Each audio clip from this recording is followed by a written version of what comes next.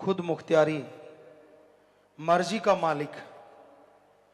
84 लाख जोनियों में जितनी भी जोनियां हैं सब की सब गुलाम हैं। सिर्फ एक जोनी को छोड़ के बाकी सब अपने किए कर्मों का फल भोगती हैं या काल चक्कर में फंस के काल के भयानक कर्मों को भोगती रहती हैं। एकमात्र जोनी ऐसी है जो काल के जाल को तोड़ सकती है। वो जोनी प्रभु ने, अल्लाह वाहिगुरु राम ने खुद बनवाई, और वो जोनी है मनुष्य की जून, मानस की जून। कहते हैं जब सारी जोनियां बन गई तो रूहें वापस नहीं आई, मस्त हो गई। फिर काल ने वचन ले लिया कि जैसे ये मस्त हैं ऐसे ही रहें। तो मालिक की आवाज को ना सुना तो मालिक ने देखा, वचन तो दे दिए कि अब तो ये आत्माएं कभी काल के भंवर से आजाद होंगी ही नहीं, हमेशा के लिए फंस गई। तो परमपिता परमात्मा ने काल से फिर मनुष्य शरीर बनाया। सारे देवी देवताओं ने इस शरीर को सजदा किया। उन देवी देवताओं ने भगवान से पूछा कि हम इसको सजदा क्यों करें, ये भी तो शरीर है, बाकी भी शरीर हैं।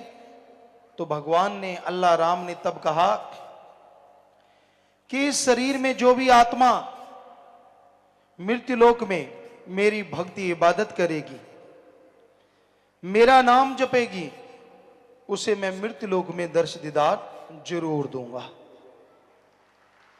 और उस आत्मा को आवागमन से आजाद करवा दूंगा। बाकी की जोनियां सब की सब गुलाम, किसी को अधिकार नहीं कि वो राम का नाम ले सकें, उस ओंकार की भक्ति इबादत कर सकें। सिर्फ मनुष्य जोनी को मालिक ने यह अधिकार दे दिया। तो ये अधिकार मिल गए। सब देवी देवताओं ने सजदा नमस्कार किया। और इस बारे में कबीर साहब जी की वाणी भी पुष्टि करती है कि गुर सेवा ते भक्त कमाई, तभी यह मानस दे ही पाई। गुरु की सेवा, गुरु अपनी सेवा नहीं करवाता। गु का मतलब अंधकार, रू का मतलब प्रकाश। जो अज्ञानता रूपी अंधकार में ज्ञान रूपी दीपक जला दे, वो सच्चा गुरु। गुरु की सेवा कौन सी होती है? सृष्टि की सेवा। गुरु जो कहे वो सेवा करो। प्यासे को पानी पिलाओ, भूखे को खाना खिलाओ, अंगहीन अपंग लाचार का इलाज करवाओ, तड़फते हुओं को सहारा दो, दीन दुखियों की मदद करो और सबका भला मांगो, ये गुरु कहता है। तो गुरु सेवा ते भक्त कमाई, और गुरु जो कहे वो भक्ति करो। कौन सी भक्ति? उस ओंकार का नाम जपो। वो मूल मंत्र देते हैं, गुरु मंत्र देते हैं, मेथड ऑफ मेडिटेशन, सिख धर्म में नाम शब्द। वो शब्द देते हैं जिसका अभ्यास करने से सारे देवी देवता भी खुश होते हैं और उस ओंकार सुप्रीम पावर अल्लाह वाहिगुरु के दर्श दीदार भी हो सकते हैं।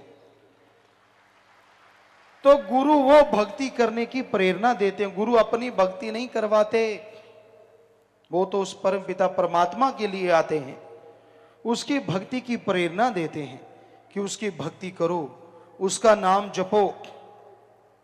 और जो वचन सुन लेते हैं संत पीर फकीरों के, गुर सेवा ते भक्त कमाई, तब यह मानस दे ही पाए। इसलिए ये मनुष्य जन्म मिला है। इस देही को सिमरह दे। इस शरीर के लिए देवी देवता सुमरन करते हैं, क्योंकि उनको भी पता है आवागमन से अगर मुक्ति हो सकती है तो मनुष्य के शरीर में आके, चाहे कोई देवी देवता बना फिरता रहे, आवागमन से मोक्ष मुक्ति सिर्फ मनुष्य के शरीर में संभव है। ये धर्मों में, रूहानियत में बताया गया है। तो इस देही को सिमरह देव, सो देही बजहर की सेव, भजो गोविंद भूल मत जाहो, मानस जन्म का ही लाहो। भाई इस शरीर के लिए देवी देव सुमरन करते हैं, भक्ति करते हैं, इबादत करते हैं कि हे परमात्मा हमें भी मनुष्य शरीर दे। और हे मनुष्य तू उनको जाप करता है कि तू आके मेरे काज सवार, वो कहते हमें मनुष्य शरीर मिले। वो तो सुमरन करते हैं, तुझे तो ये शरीर मिल गया है, तो इसमें उस मालिक का नाम जपो। भजो गोविंद भूल मत जाहो। गोविंद जो दोनों जहां का मालिक है, वो ओंकार, एक ओंकार, वो अल्लाह का नूरे जलाल, वो सुप्रीम पावर, उसका नाम जपो, भूलो नहीं, वही मुक्ति का दाता है। भजो गोविंद भूल मत जाहो, मानस जन्म का यही लाहो। मनुष्य शरीर का सबसे बड़ा लाभ यही है कि जीते जी गम चिंता टेंशन परेशानी बीमारियों से आजादी मिल जाए और मरणोपरांत जन्म मरण से मुक्ति मिल जाए। तो ये मालिक के नाम के द्वारा संभव है, ना पैसे से, ना दिखावे से, ना ढोंग पखंड करने से, ना किसी और तरीके से मालिक खुश होता है। जब तक दिल का शीशा साफ नहीं होता उसकी तस्वीर प्रकट नहीं होती, चाहे जितना मर्जी जोर लगा लो। लोग वाह वाह कहेंगे, वाह जी वाह, वाह जी वाह, लेकिन लोगों की मान बढ़ाई सारी एक तरफ और अल्लाह वाहिगुरु राम एक तरफ। वो इन चीजों में नहीं मिलता। उसको पाने के लिए दिलो दिमाग में से बुराइयां साफ करनी होंगी, अपनी खुदी को मिटाना होगा। चाखा चाहे प्रेम रस, राखा चाहे मान, एक म्यान में दो खड़ग, देखा सुना न कान।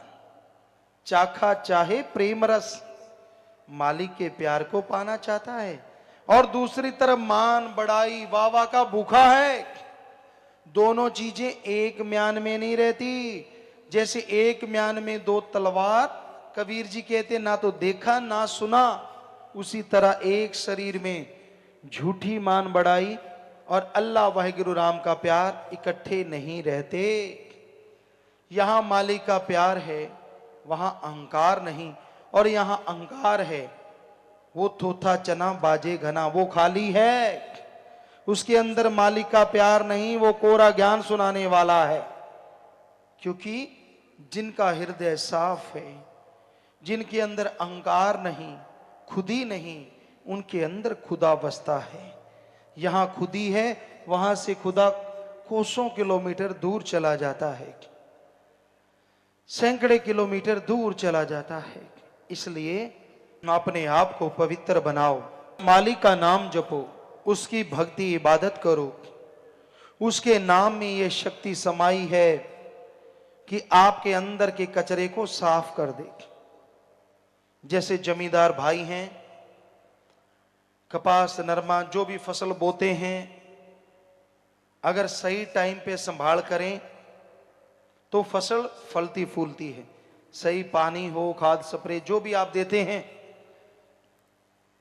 पर उसमें एक चीज और भी जरूरी है, उसमें से घास फूस निकालना भी जरूरी है। जिस जमींदार के खेत में घास फूस ज्यादा बढ़ जाता है और वो आलस करता है, आज नहीं यार कल निकालेंगे, कल नहीं यार परसों निकालेंगे, उसको ये नहीं मालूम कि जो ताकत तेरी नरमे के पौधों ने, कपास के पौधों ने लेनी है, वो तो घास फूस खींचते जा रहे हैं। कहां से फसल फलेगी, कहां से हरा गहरा हरा रंग आएगा, वो तो बेचारे पीले कुमला जाएंगे। अगर कोई सही टाइम पे घास फूस निकालता है और सही टाइम पे फसल की कीड़ों से, बीमारियों से रोकथाम करता है, तो फसल भी कई गुना वफा करती है। उसी तरह आपके शरीर को भी जरूरत है अंदर से घास फूस निकालने की। आपके शरीर में काम वासना, क्रोध, लोभ, मोह, अहंकार, मन माया रूपी घास फूस बढ़ता ही जा रहा है। ये बीमारियां आपकी आत्मा को चौं तरफ से घेरे बैठी हैं। आलस ना करो यार, कल करूंगा, परसों करूंगा। आपकी आत्मा को निचोड़ के रख देंगी ये बीमारियां। इसलिए संभाल करनी है। अंदर का ये घास फूस बीमारियां निकालने के लिए एकमात्र स्प्रे, एकमात्र उपाय राम नाम की दवा का छिड़काव है। जीवा से राम नाम जपो, ख्यालों से राम नाम जपो, ये सारी बीमारियां खत्म हो जाएंगी और आपकी आत्मा महक उठेगी और मालिक के दर्श दीदार से अंदर बाहर से माला माल होते जाओगे। धन धन सतगुरु तेरा ही आशा। सभी साध संगत जी से निवेदन है कि मेरा चैनल जरूर सब्सक्राइब करें जी। धन धन सतगुरु तेरा ही आसरा।